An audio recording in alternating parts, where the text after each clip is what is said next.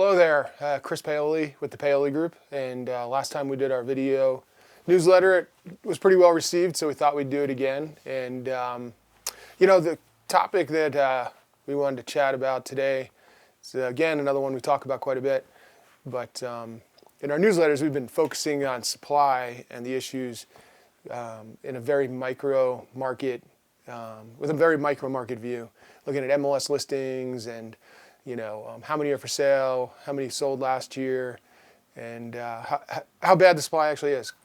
It's really hard to find properties for people that meet all their criteria. Today we kind of want to step back and take a little bit of a 30,000 foot view of Steamboat and where we're kind of headed if you look over a 5-10 year horizon. And especially with the macro picture out there and some economic uncertainty, and definitely the banking world has changed. I think it'll help people maybe make some longer term decisions and feel more comfortable with how those might play out, understanding kind of the bigger picture of where Steamboat's headed. So the big conversation out there that everybody probably sees in the paper, and it's the hot topic in every coffee shop, is Brown Ranch and the project that the Housing Authority is working on. Now, while there's lots of details involved in that, I think they said there's 6,900 potential residents can live there. It's an infinite supply of potential workforce housing. If you put those numbers in context to Steamboat, that's 50% of Steamboat's current population. So it's a pretty big little community over there. It's a huge potential increase in the number of people hanging out in the valley. The question that comes to us in our everyday business is, how does that impact the overall marketplace? And the reality, and hopefully my team will do a really good job of putting up some graphics so you can see this in context. But Steamboat's west of area master plan was all of Steamboat's future growth. And if you look at where Steamboat has to expand, it's all in the northwest corridor of 129 Elk River Road and Highway 40. We have this massive expansion opportunity into Brown Ranch. For most of the real estate market, it actually has capped our growth. To most of our clients, they're not going to qualify or be interested in purchasing property in the Brown Ranch. It's going to mostly be deed restricted, which is amazing for the people that work and support our community. But for the average buyer that we deal with, or 99% of our buyers, it's not going to be applicable. So while we continue to sift through this marketplace of minimal inventory, the question is, where are we going to add more supply? And on the single family side, it's really limited. We have Overlook subdivision, which is 140 lots. We expect that they'll start breaking ground on some homes, maybe the end of this year on a couple, but most likely 2024, which means we won't see any new single family homes until 2025/2026. Then you can go up right next to that is another 130 or 40 acres, which is near the airport, which has some pretty tough topography, but it's already in the city limits, so should be an easy spot to expand to. And then there's another 187 acres that when the city annexes in the Brown Ranch, 90% of that boundary will be in the city limits. It's a logical piece of property to add to the current city supply.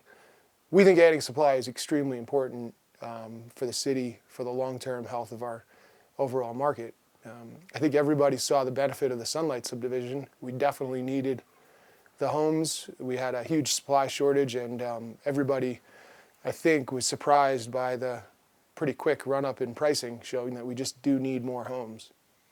Well, that was a quick look at, I think, the bigger picture expansion opportunities for Steamboat. And quite frankly, if you look over a 10, 20, 30, 40 year horizon, Steamboat doesn't really have a lot of land to expand into. And in the near term, we potentially have 140 single-family lots coming to market.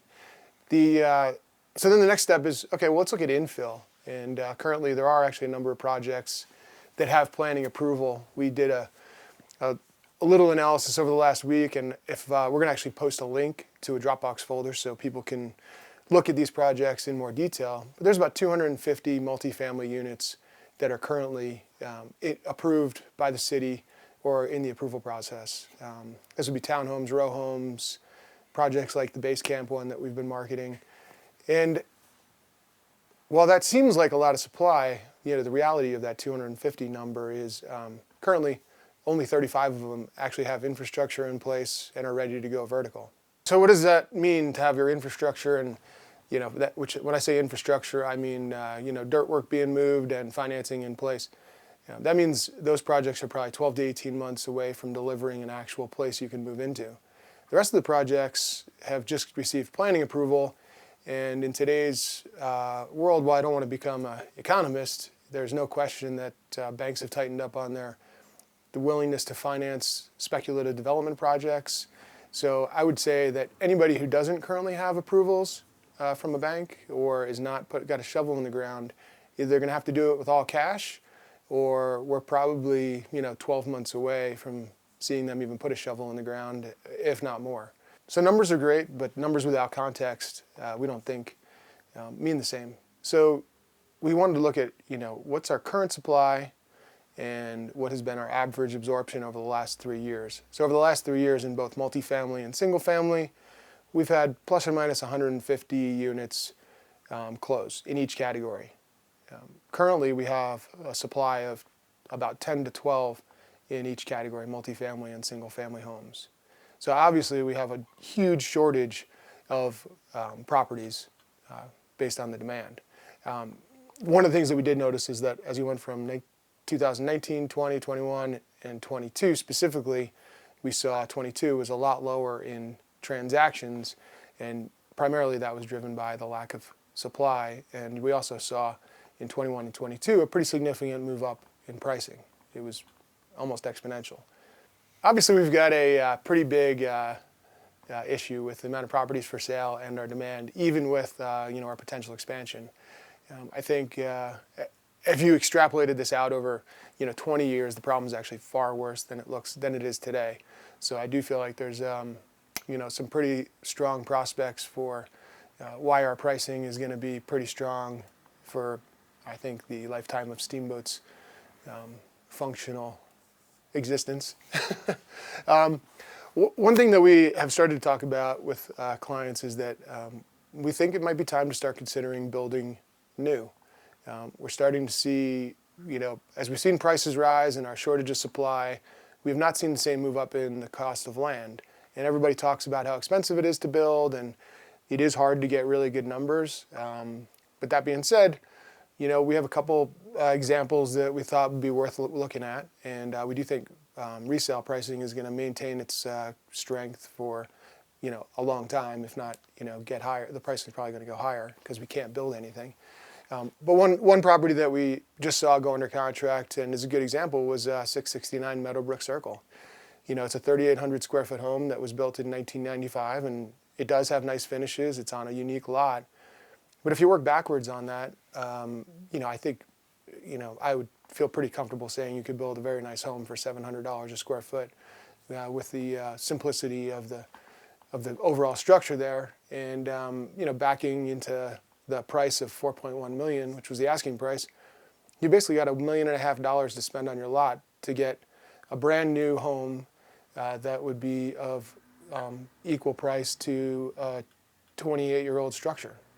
And while it doesn't seem like that big of a deal today, you go 10 years out, and now you're talking about a 40-year home versus a 10-year-old home.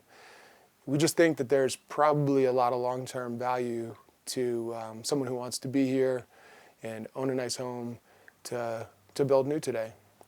Another example of the new construction versus existing home comparison would be the base camp townhomes, which we're currently marketing. Those are priced between $650 to $700 a square foot in what we think is going to be a really dynamic location with lots of walkable restaurants and things to do. And then if you compare that to a Majestic Valley townhome or the River Place homes, which are located on the east side of town on Highway 40, so very comparable in location to the highway, but also we think not as desirable from the standpoint of walkability to amenities. The last sales over there were $616 a square foot at Majestic Valley and $800 and $700 a square foot at River Place. Now, to us, it's a no-brainer. You can get a brand new product for the same price per square foot versus properties that are roughly 20 years old. Well, that's the general gist of this whole newsletter today was just about how if you take a 30,000-foot view of Steamboat's growth opportunities, they're actually really limited. And Brown Ranch has significantly reduced the potential for us to have a quote-unquote free market basalt 3 miles away from downtown Steamboat.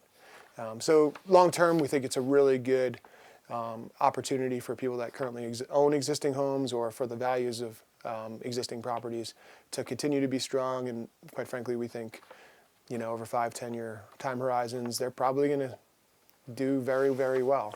Well, thanks for taking some time to watch this little video here. And if you have questions, feel free to call anytime. And if you come to town, give us a holler. Look forward to checking in.